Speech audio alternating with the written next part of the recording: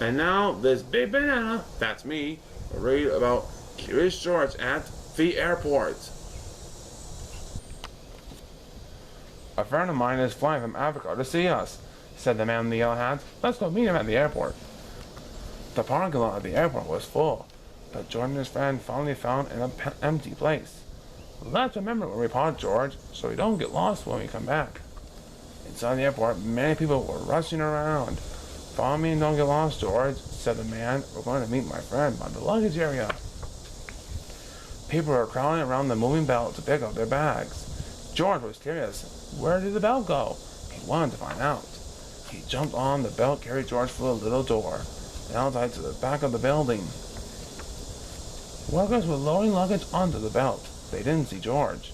He rolled by them and jumped onto another moving belt. Now where was he? And how would he get back to his friend? George was scared. Was he lost? He got up and ran down a long hall. Finally, George came to a door.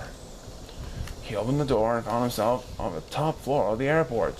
From up here, George could see everything. Then he finally saw a man in a yellow hat getting off an airplane. Could he have found his friend? A girl was standing nearby and asked, "Are you looking for someone? Here, you can look for my binoculars. They make things look better."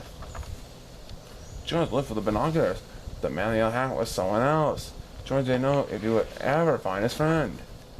"Don't worry," said the girl. "I'll help you." The girl led George downstairs and past a sign that said, "This way to Lost and Found." Their side was his friend. "There you are, George," he shouted. "I have someone I'd like you to meet." What a surprise! It was the man in the other yellow hat. "My friend has had a long trip, George. Let's take long so we can rest. I would like to lead the way." And George knew just how to get back to their car. The three of them got into the little car and went home. The end. Well, I hope you like this book, guys. Always subscribe to this channel, so I gotta fly.